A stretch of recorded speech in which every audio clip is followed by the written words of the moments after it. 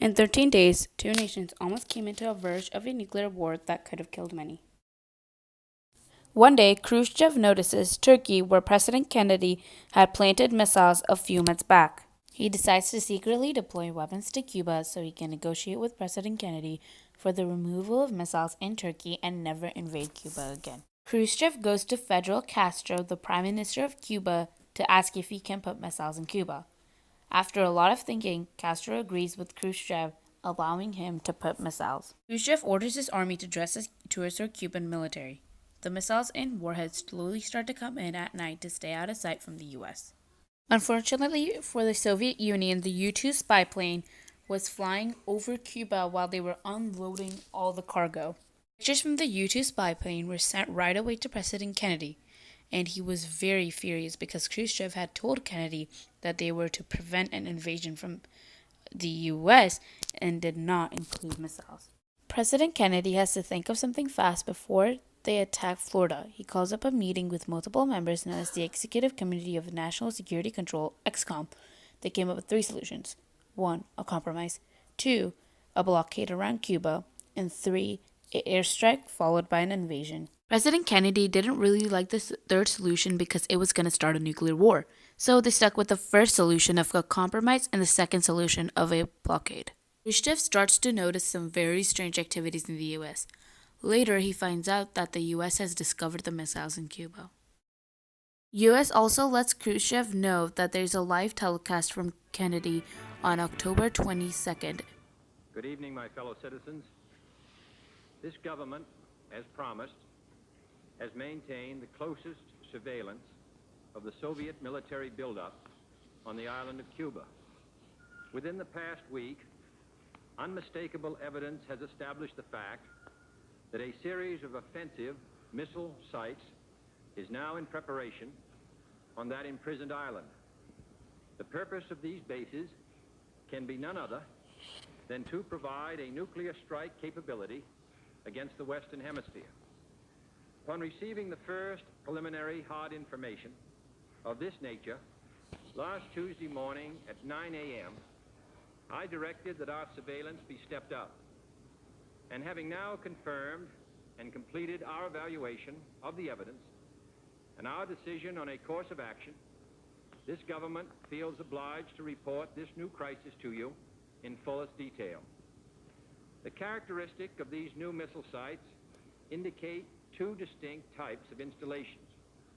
Several of them include medium-range ballistic missiles capable of carrying a nuclear warhead for a distance of more than 1,000 nautical miles. Each of these missiles, in short, is capable of striking Washington, D.C., the Panama Canal, Cape Canaveral, Mexico City, or any other city in the southeastern part of the United States. Jeff finds out from the telecast that President Kennedy is having a quarantine, also known as a blockade, and he tells his crew to turn back besides the food and fuel. After the live telecast, President Kennedy has taken action and is signing the so-called quarantine papers. Fortunately for the Soviets, before the quarantine papers were signed, they were able to send one cargo ship with the warheads to Cuba.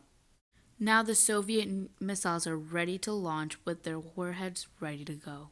Khrushchev has also proposed to his team that they're not going to have a war and that they're going to make a compromise with the U.S. As a compromise, Khrushchev suggests to his committee that they take away the missiles from Cuba in return for the U.S. never invading Cuba again. The committee agrees right away, and Khrushchev writes a letter to President Kennedy about the deal. On the other hand, Fidel Castro gets very impatient and orders the Soviet troops to shoot down any airspace violators. Because of this, the U-2 pilot was shot down while taking pictures, and this was the start of a nuclear war. After a few hours, Khrushchev broadcasted that he's also wanting Kennedy to take out his missiles from Turkey.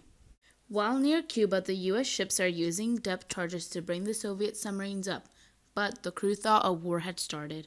As in the case, Moscow never told the submarine captains that those are signs from the U.S. to come up. And because of this, one of the captains decided to load the nuclear torpedo to take down one of the U.S. ships. This specific submarine had a 3-captain approval system to launch a torpedo. Two of the 3 captains agreed right away, but Vilas Archipel votes no because they did not get orders from Moscow. So the captains decided to go up to the surface because they needed some fresh air and food. On the other hand, President Kennedy agrees to never invade Cuba again and to take out missiles from Turkey. President Kennedy takes a promise from Khrushchev that the Turkey missile exchange will not be leaked into public. Khrushchev agrees to Kennedy's deal, and it's announced all over that the crisis is over. Everyone, not even ex-com, knew why this crisis exactly stopped. They all thought it was because of diplomacy and military. But the real reason was that missile-to-missile trade had won this crisis for both nations. In conclusion, the Cuban Missile Crisis could have ended up being the World War III, but because of President Kennedy's actions of finding any military possibilities, saved the war from getting out of hand. This also relates to this year's theme of the History Fair, because the tragedy in this event was that two nations were in danger of a nuclear war breakout. There was a lot of lives at stake. The triumph of this event was that the US and the Soviet Union compromised and there was no nuclear war and everyone was safe.